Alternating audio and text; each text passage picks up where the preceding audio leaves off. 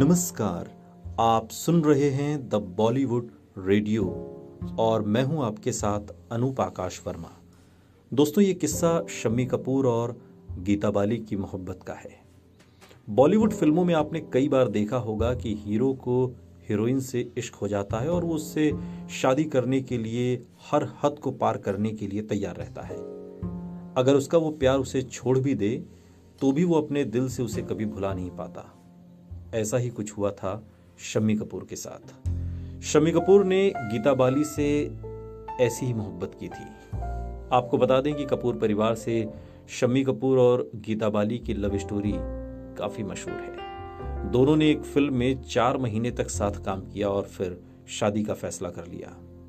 Film का नाम था रंगीन रातें। केदार शर्मा की इस फिल्म में गीता का एक कैमियो रोल था।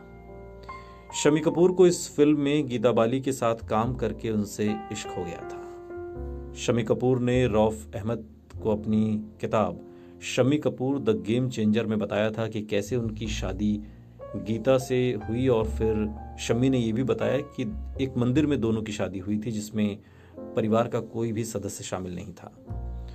उन्होंने बताया था कि कुछ सवाल थे जो उनके मन में उस वक्त आए थे। पहला ये कि गीता मुझसे 1 साल बड़ी थी और वो मेरे पिता पृथ्वीराज कपूर के साथ फिल्म आनंद मठ में काम कर चुकी हैं।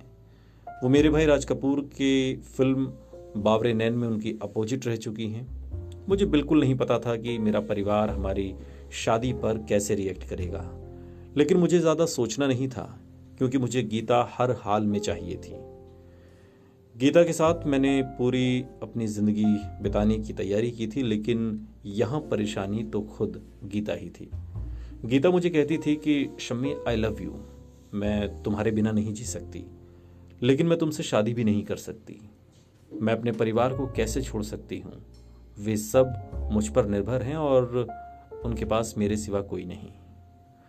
लेकिन शम्मी कपूर ने हार नहीं मानी और फिर 4 महीने बाद गीता को एक बार फिर शादी के लिए प्रपोज किया।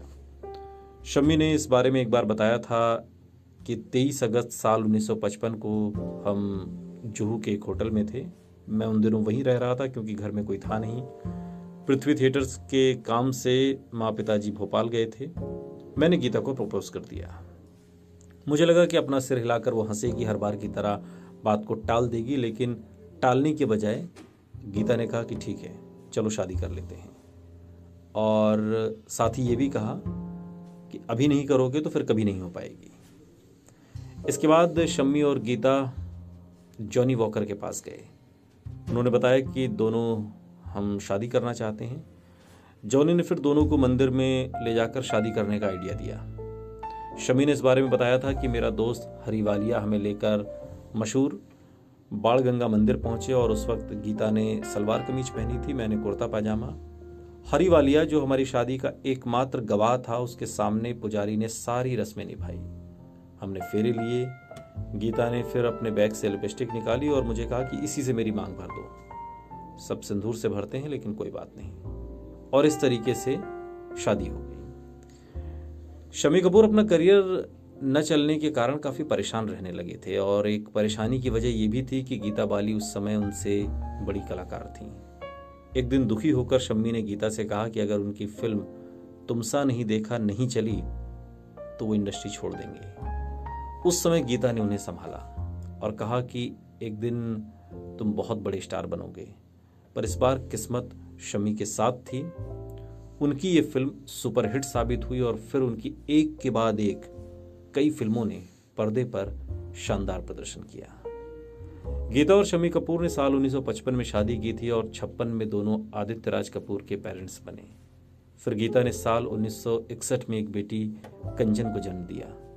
दोनों अपनी लाइफ एंजॉय कर रहे थे कि तभी साल 1965 में गीता अपनी एक फिल्म के दौरान बीमार हो गई। एक्ट्रेस को अस्पताल में भर्ती किया गया जहां पता चला कि उन्हें स्मॉल पॉक्स हो गया और फिर कुछ ही दिनों तक इलाज चला और फिर उसके बाद वो हमेशा हमेशा के लिए इस दुनिया को छोड़कर चली गई। सुनते रहिए द बॉलीवुड रेडियो, सुनता है सारा इंडिया।